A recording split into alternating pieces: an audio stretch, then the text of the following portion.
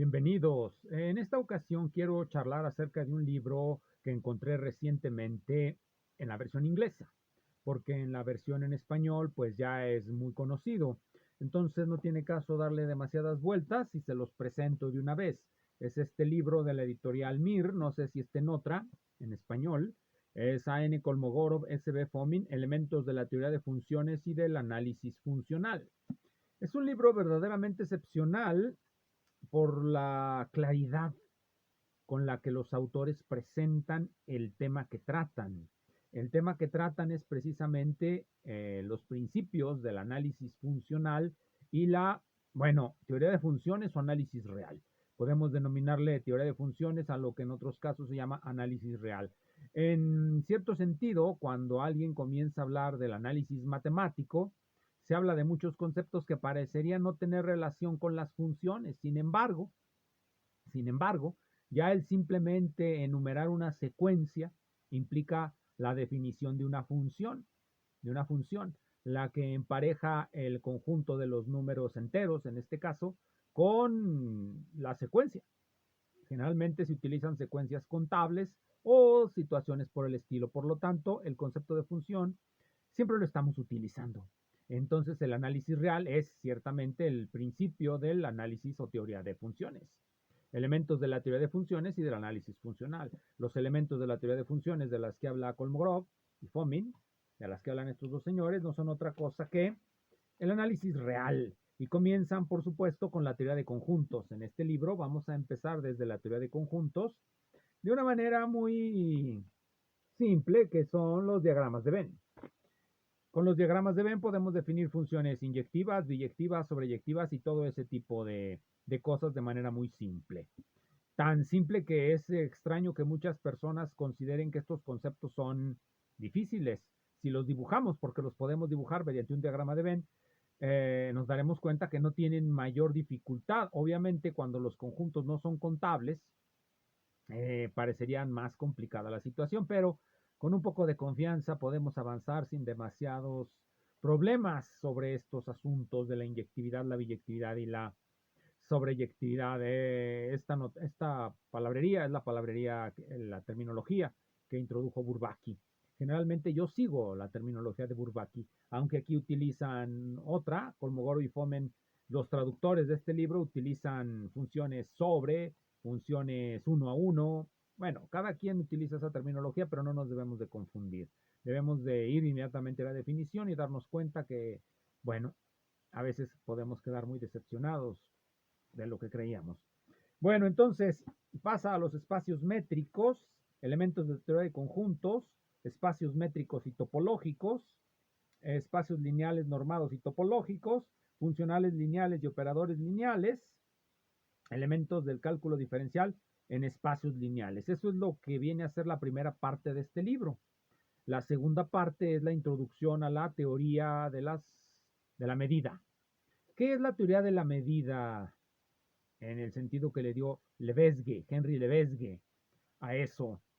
Generalmente, aunque no muchas veces, se nos presenta la geometría como una teoría de la medida, porque lo que nos interesa cuando vemos una figura geométrica es calcular la longitud, sus longitudes o perímetros, sus áreas, sus volúmenes.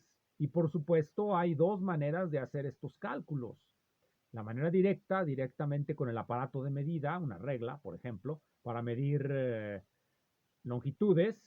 Para medir áreas, lo que hacemos es contar cuadritos. Y para medir volúmenes, lo que hacemos es contar cubitos, si es que queremos tener una aproximación directa, empírica, a la construcción de los conceptos geométricos. Ahora bien, también hay una medida indirecta. Utilizamos fórmulas para la longitud, fórmulas para el área y fórmulas para el volumen. Es decir, definimos funciones que miden longitud, área y volumen. ¿De qué trata la teoría de la integral de Lebesgue? Bueno, trata precisamente de eso, de cómo medir longitudes, volúmenes y áreas.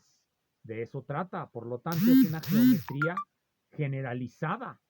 Quiero decir, volvamos a lo que dije hace unos momentos, ¿Qué entendemos por geometría? ¿Acaso no entendemos muchas veces por geometría el cálculo de longitudes, áreas y volúmenes de figuras espaciales?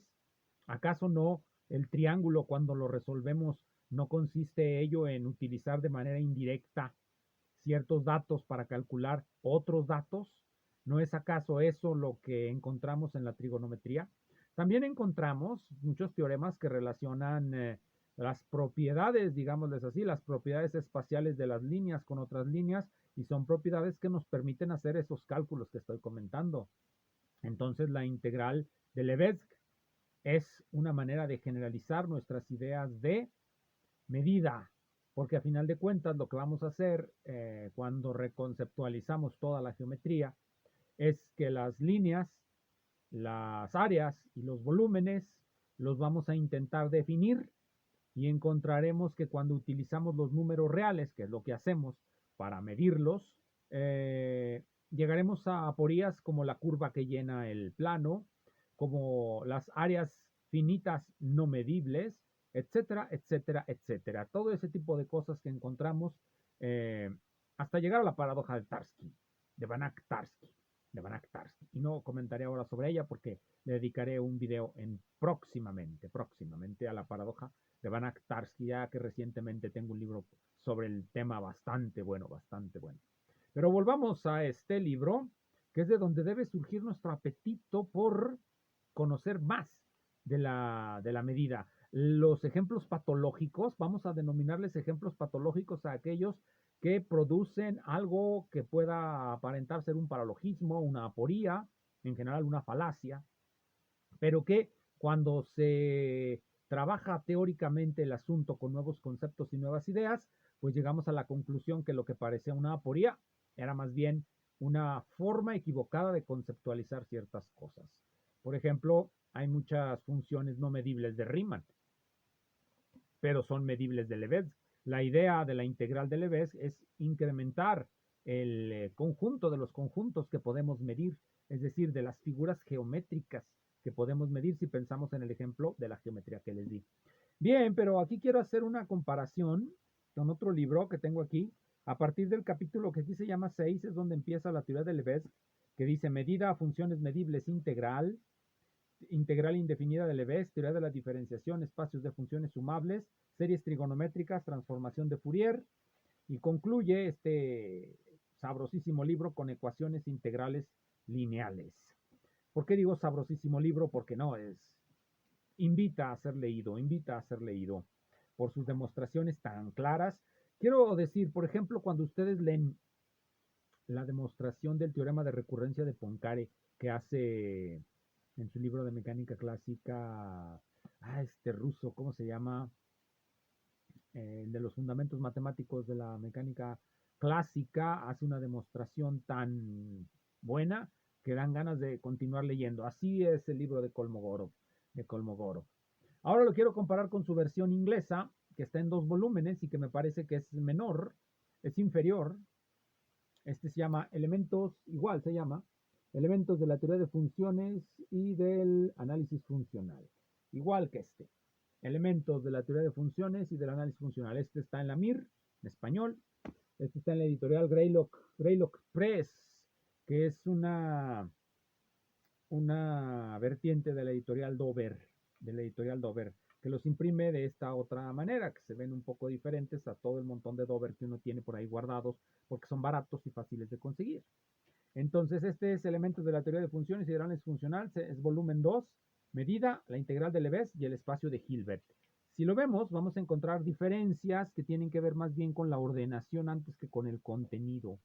Este comienza en un capítulo 5, los primeros 4 capítulos están en el volumen 1, este es el volumen 2, pero no es muy grueso, es más bien delgado. El volumen 1 es igual de delgado, pero juntos, pues, nos dan un libro más o menos de este grueso. Sin embargo, bueno, voy a eso. Notamos que este acaba en lo que se denomina espacio de Hilbert abstracto, ecuaciones integrales con núcleo simétrico, es decir, va a exponer lo que se conoce, lo que en los libros de métodos matemáticos para físicos se llama teoría de Hilbert-Schmidt, de solución de las ecuaciones integrales. Lamentablemente, no llega a exponer lo que se denomina el método de Fredholm, la famosa alternativa de Fredholm para las ecuaciones integrales que llevan el nombre de este autor. En algún video previo hablo sobre el libro de ecuaciones integrales de Fredholm y Frechet. Frechet y Fredholm escribieron un libro sobre ecuaciones integrales y lo reseñé aquí en algún video hace tiempo. Pueden buscarlo si les interesa. Si no, pronto volveré sobre esos temas. Ya ven que aquí siempre estamos volviendo sobre esos temas. Entonces, fuera de la ordenación, uno puede ver la ordenación. Aquí comienza con el capítulo 5, aquí es el capítulo 6, 5 y 6, está dividido en dos capítulos. Lo vemos directamente de aquí del índice, capítulo 6, medida, funciones medibles integral. Aquí es capítulo 5, teoría de la medida. Sin embargo, comienzan exactamente igual. Los capítulos en este libro están mucho más comprimidos, están juntos. Aquí los separa, pero nada más la separación se refiere a la organización, no al contenido del material. Y vamos a encontrar, como les dije, la integral de Lebesgue, la definición y propiedades fundamentales de las funciones medibles, las secuencias de funciones medibles, los varios tipos de convergencia, Debemos recordar, sobre todo cuando hablamos de convergencia, algo que me parece fundamental y que uno encuentra en una filosofía como la de Gustavo Bueno, que es la construcción de conceptos mediante límites. Por ejemplo, la aceleración centrífuga, aceleración centrípeta y en general el concepto de aceleración producida por una central es un concepto que se obtiene como un límite, cuando los tiempos son muy cortos y nosotros obtenemos cuando los tiempos son muy cortos sobre cierta fórmula el concepto de aceleración centrífuga o centrípeta, aceleración central sobre una circunferencia, no ya sobre un polígono, porque aunque muchas veces no lo aparece y sus profesores de física no les dicen, para poder construir los conceptos de aceleración central o velocidad tangencial, se necesita hacer una aproximación a una circunferencia mediante una poligonal que se traza de manera a veces interior al círculo y a veces de manera exterior al círculo. Es decir, una poligonal inscrita en el círculo, una poligonal circunscrita al círculo. Cualquiera de las dos metodologías nos llevan a la convergencia sobre el perímetro de la circunferencia, sobre su longitud. Es decir, estamos hablando de lo que se denomina medida de la circunferencia. Cuando hacemos el trazado de circunferencia, polígono circunscrito, estamos trazando lo que se llama la suma superior de Darboux. Cuando trazamos el polígono inscrito es la suma inferior de Darboux, y cuando ambas coinciden en un cierto límite, entonces tenemos el perímetro de la circunferencia. Pero cuando pasamos de los conceptos geométricos a los conceptos cinemáticos, lo que vamos a encontrar de manera simple es la aceleración centrífuga o aceleración central y la idea de velocidad tangencial. Y por supuesto, en principio no parecerían estar relacionadas con la integral de Lebesgue, pero sí lo están, como ya les he dicho. Geometría no es otra cosa que medición de longitudes, volúmenes y áreas, y lo que hace la integral de Lebesgue, expuesta magistralmente por Kolmogorov en este librito, se lo recomiendo porque yo me voy al café, lo leo y trato de reproducir sus demostraciones a ver si me salen a mí mejor que Kolmogorov, y pocas veces lo logro, pocas veces lo logra uno. Pero eso es lo que uno hace con este tipo de libros, así como con una novela. Uno la lee y la repiensa y busca qué objetivo a través de los conceptos del autor. Aquí de lo que se trata es de ver si las ideas que se tienen son tan nuevas como se dice que son, o si las podemos reducir a ideas que ya han aparecido antes. Bien, muchísimas gracias. Seguiremos con esta serie de videos. Nos vemos. Adiós.